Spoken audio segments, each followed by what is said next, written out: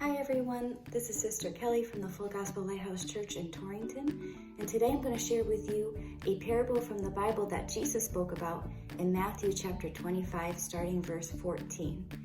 So here we go. Hear this guy. He is a very, very rich man, and he had lands, he had money, a ton of money, he had servants, he had all sorts of things.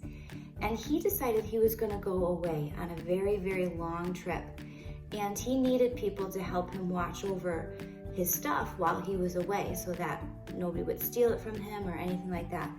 So he called 3 servants.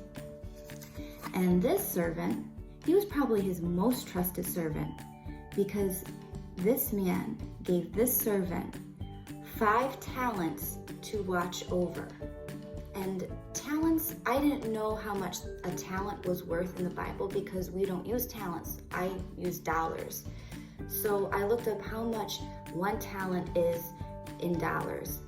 And the most common answer I found was 1 talent today would be worth $1 million. That's a lot of money. And he gave this man 5 talents. So that was about $5 million. That's a lot of money for this guy to watch over. The next servant, he gave 2 talents, so about $2 million to watch over while he was away. And this servant, he gave 1 talent to watch over while he was away. And he did this probably because he knew this man could handle a lot more responsibility. He knew this servant could handle a little less responsibility. And this man, he knew he could handle some responsibility, but not as much as the others. So then he's like, all right, take care of my stuff while I'm away. I want you to use it to watch over my things, make sure everything goes smooth. I want you maybe even make me a little bit more money while I'm away. And he went on his journey. So this servant, he decided that he was going to invest those talents into a business of some sort. The Bible doesn't really say what exactly he did to make money, but he decided to invest the $5 million that he got into some sort of business, and the profit earned him double. So he ended up making $10 million. So let me explain this a little bit more.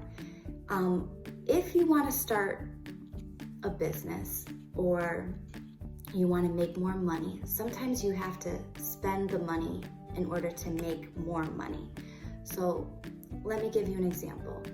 Say you want to start your own restaurant. So you have to spend money first.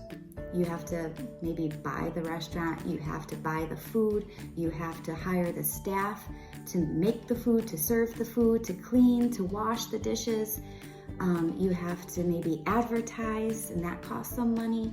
So you have to spend a lot of money in order to hopefully make a lot of money in return. So your business is ready to be opened, customers start coming in, they try the food, they love it, they want to come back, they tell all their friends, and before you know it, your restaurant business is booming and you're making a lot of money.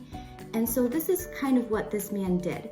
He took the $5 million that his master gave him and he invested it in some sort of business venture, and he gained $10 million in profit. So he earned double for his master. So this man worked really, really hard to do that, and it worked. Now, a lot of people, they don't want to take the risk of, starting a business or investing money because it is very risky. So on the same token, what if the food isn't good, or what if a server was rude and people don't want to eat at that restaurant, and then you can lose a lot of money. So it is risky, but this servant decided to work hard, take the risk, invest the money, and he gained $10 million back. This servant, he was given $2 million, 2 talents, what we'll say. He was given 2 talents, and he did the same thing as the other guy. He made some kind of business deal. The Bible doesn't specify which one. Maybe he started a dairy farm. Maybe bought some cows, hired some farmers, and sold the cheese and sold the yogurt and sold the milk and made a profit. He made $4 million. He gained another 2 talents. So he made a profit. This servant, he was only given 1 talent. And because this servant was a little scared of all the risks that can come by investing in business, and he thought that his master gets angry very easily, he was scared. He was like, what if I invest this money? What if I invest this talent and it loses money?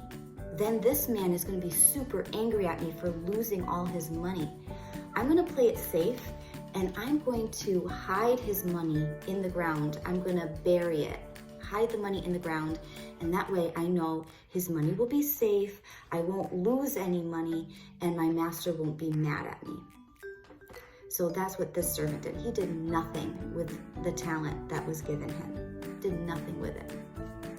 So by and by, the time comes where his master returns from his long journey. And this guy was so excited to tell him, hey, remember the 5 talents that you gave me? Well, I doubled it. I have 5 more talents. I have a total of 10 talents. And this guy said, woohoo, you made me even more rich. He said, well done, thou good and faithful servant. Thou hast been faithful over a few things. I will make you ruler over many things. Enter thou into the joy of the Lord.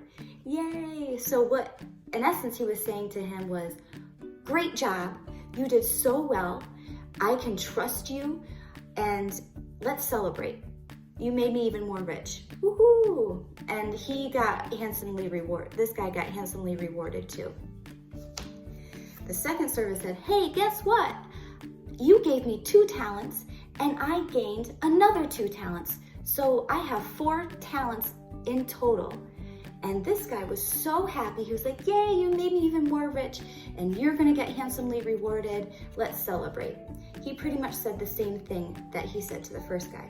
Well done, thou good and faithful servant. Thou hast been faithful over a few things. I will make thee ruler over many things. Enter thou into the joy of the Lord.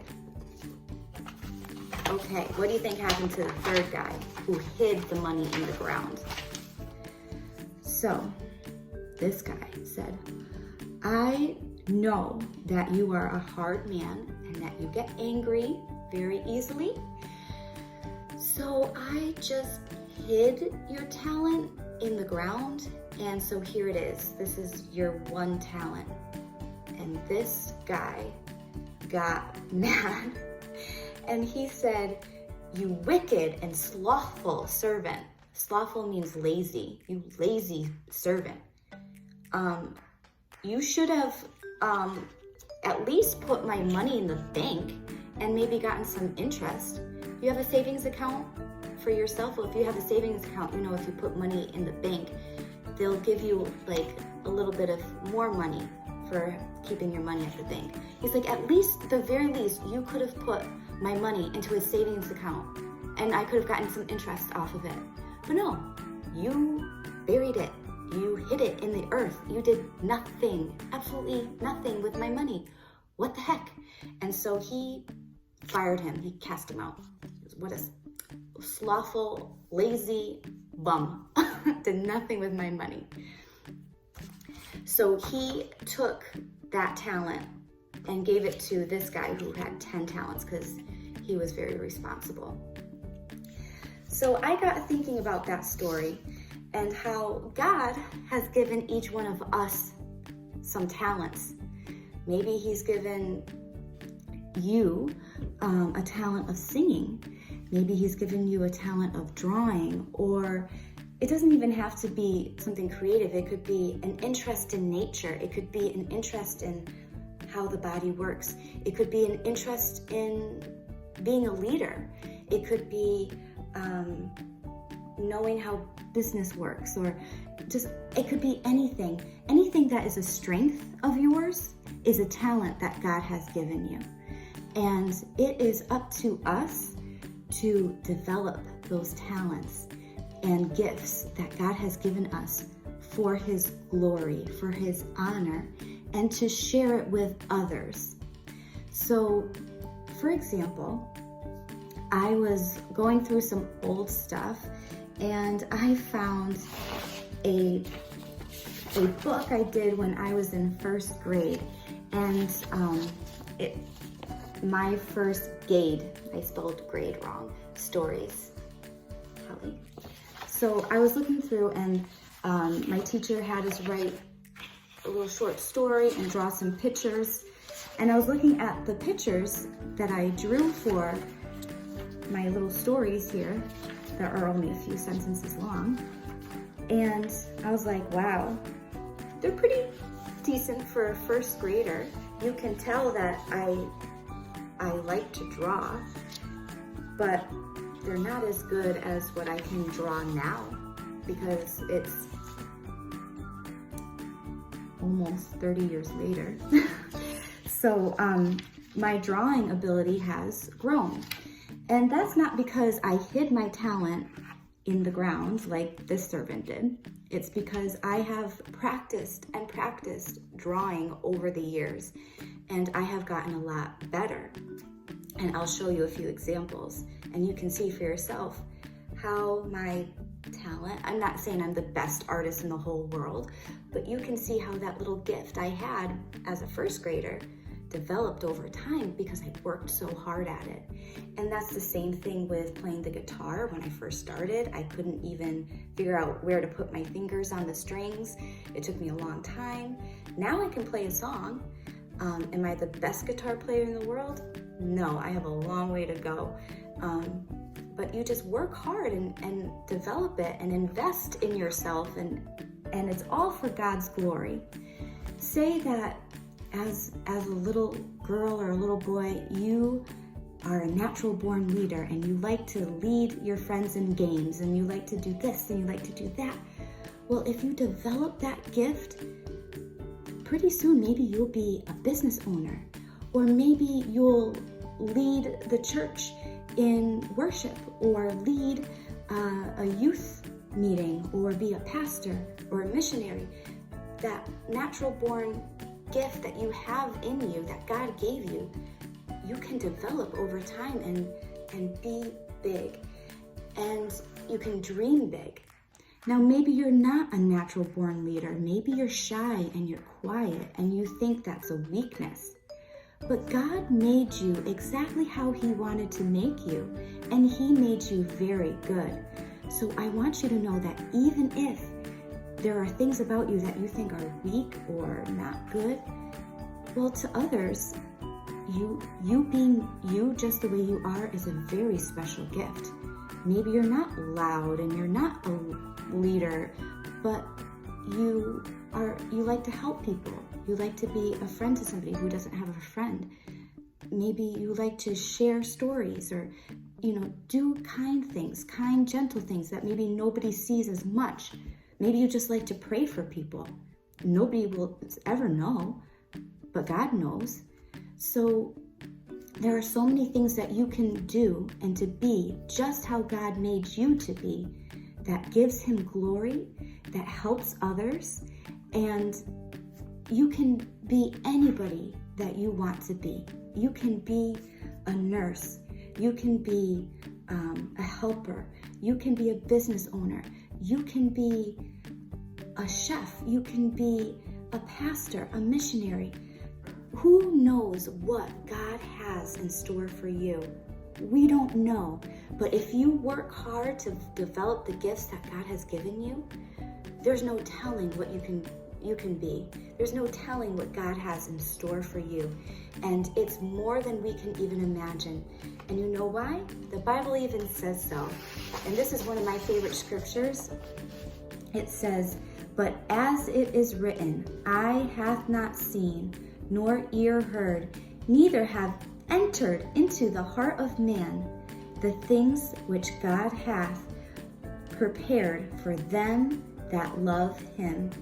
It doesn't even occur to us what kinds of things that God has prepared for us that love him. So I want to encourage you today to be exactly who you are.